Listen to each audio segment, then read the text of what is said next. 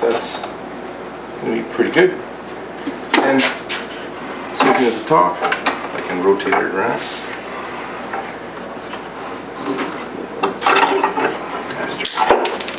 No worries, it can fall. Now the cool thing with this one is, because we're going to have to dovetail over here, I can cut straight up and down until I'm all the way through, and not really worry about it. Just don't cut the mahogany.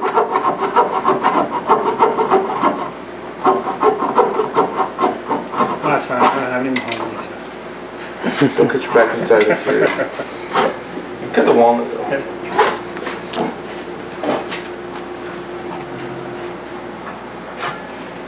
I was trying to imagine what it'd be like having Uncle Joey give a guitar voice. Yeah, that'd be a handful of things.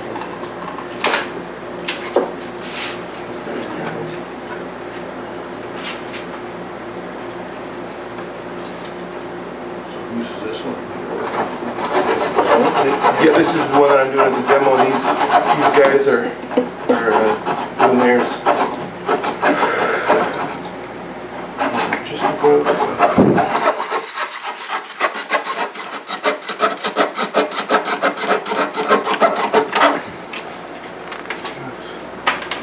Pretty okay.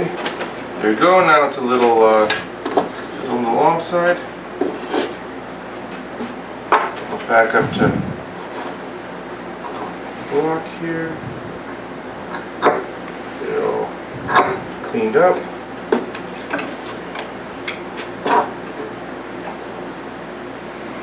So Stumac has a jig that was on the cover of one of their things recently. It was the drill press. It said perfect binding miter every time. It's like, use your hand, man. So no, it does, but I wouldn't want to take my drill press over here, you know. Well, that's where the round tip comes in. You tape it down, make your measurements, make your mark, go over.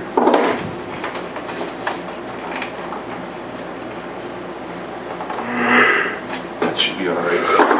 So now, do is apply a little more glue, and then I'll finish tying it up. So I'll push these back a little just so I can squeeze some glue in there, and bead of glue. Try not to get all over everything, but if you do, it's okay, because we'll take a cloth and wipe it up with a little bit of water quick.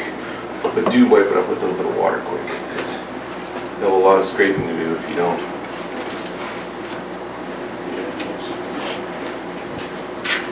And I can do that thing, just relax, man. How was your coffee this morning, eh? Oh, that's awesome. I probably could have did without doing it. Sometimes it's hard to have one without it.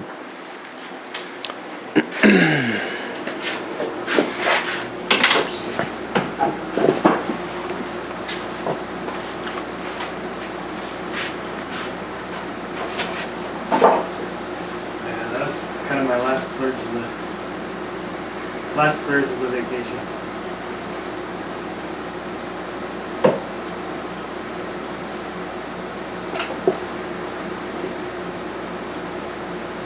And I think there's enough glue down there. There's one little spot where I can see glue.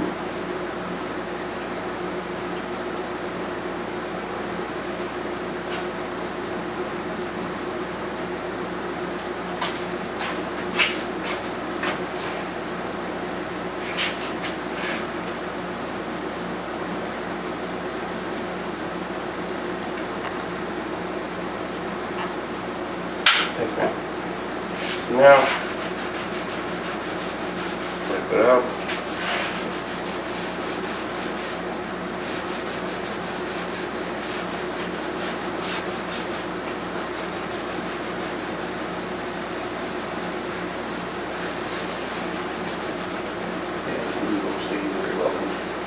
Yeah, it kind of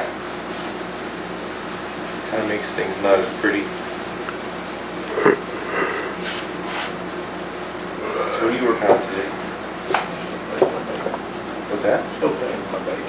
Nice. Yeah, actually, maybe I'll swing by later on and check it out. I had to go to a funeral this afternoon, so I'll be around right after. What was funerals, eh? What's with that? You guys had no friends or relatives, you wouldn't have to. Yeah.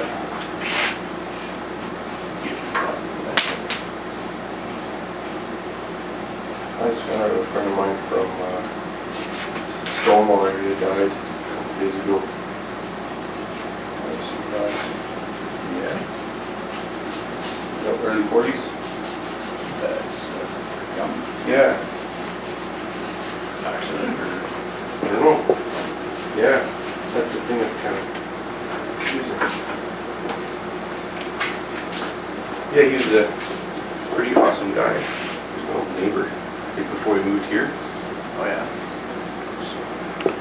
And we worked side by side in Winnipeg, so we'd actually get to commute together.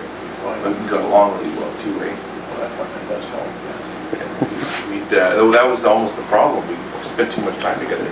We'd drive to work, and then we'd work our day. We'd drive home, and then after work we'd hang out too. Yeah.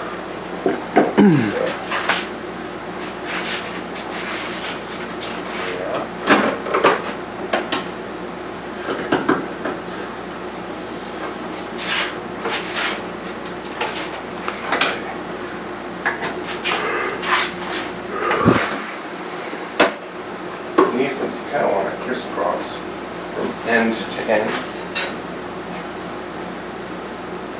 This is what I'm nice to have. Not too tangled up.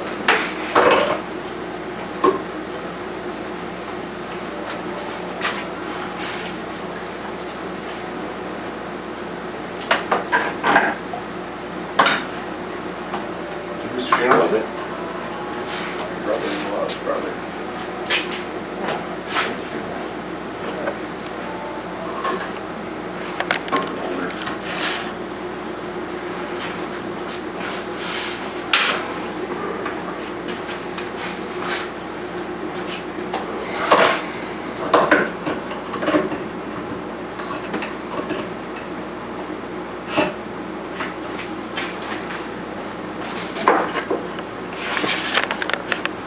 You have enough room?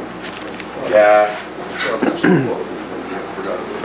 You got a spool rope? Yeah. Want to sell it? What kind of rope is it in relation to this size? I'll get it. No, don't get it now, man. I'll even swing by sometime, but you don't have to go get it. I've got lots of rope. I got about 800, 900 in this shop.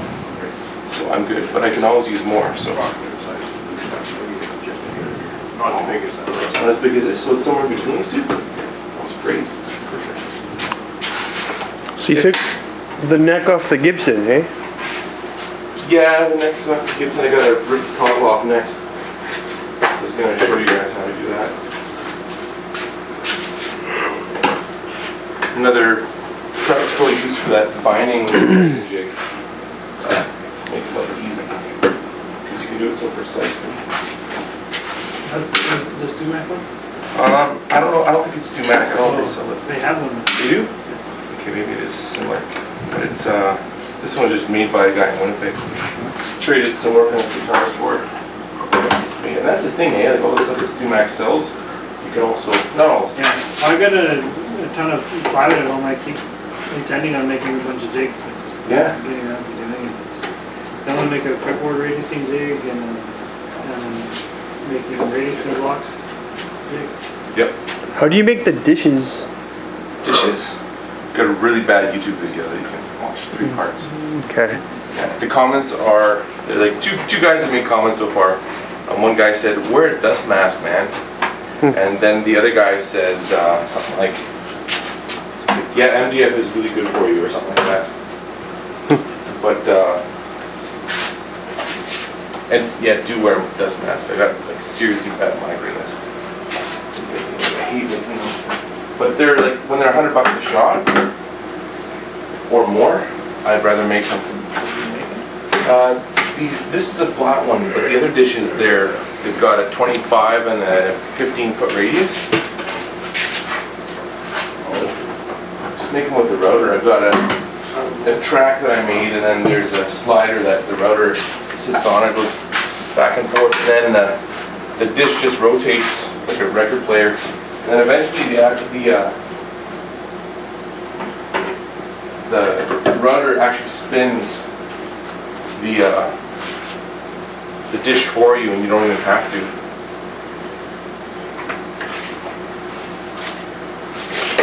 You just gotta keep it going slow enough that it doesn't like get away on you and go through your window.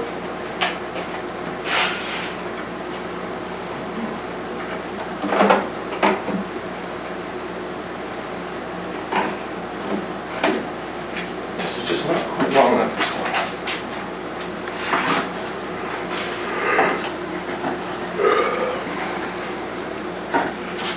Hey, Kim, these guys, 12 days, man. 12 days from beginning to end for an acoustic guitar. Usually do 5 weeks. Pretty quick. Yeah. They don't usually know what to do. Well, these guys are pretty sharp. Not just saying. Just ask the question again if we're not.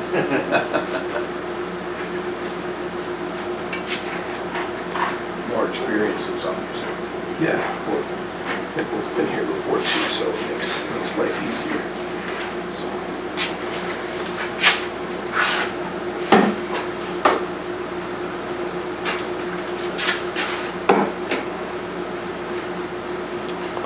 You must get a lot of pressure on this end of your rolls.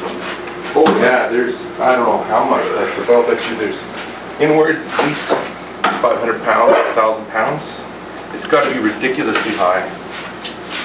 Because my, But every string you put on get tighter. yeah, like, Have you ever had a guitar just crush? nope. I've always been very careful though. You know, you could crush a guitar. Well, if you get that hole over the top, you push the face in, couldn't it? Yeah, totally. I've seen them. I've seen soundboards. I've seen them like, you know, they're domed outwards, right? I've seen ones where I have the rope on. I look from the side, like you look, and it's caving totally in. There's so much pressure. It's just like forcing it. And then figure just wait an hour and a half, take them off, and see what happens. And then an hour and a half later, everything releases and it pops back out how it should. Alan, my friend, he was talking about at one point when he was lacquering the guitar in the winter, with the humidity, the whole back just caved right in and stayed though. So that's another thing that can happen sometimes. I've never had that occur. So I've never had a guitar cave in and stay caved in. I've had a few from tying them so much and the pressure pushing the top down, but that's about it. What was that? I said nothing. Let's see, some good hearing. He was just thinking. The lack of sleep. What are you doing that?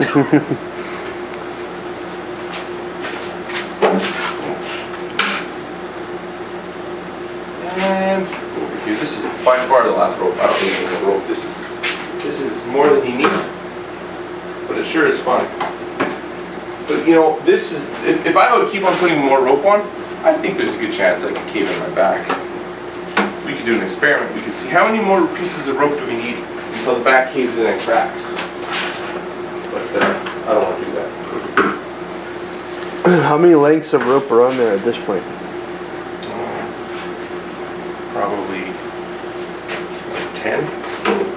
I'll usually use between 8 and 12, depending on the size of the guitar. This Pioneer is done.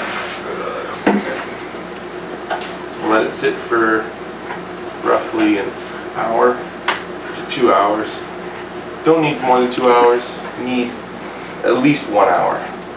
Every once in a while I'll figure, 45 minutes is good enough. And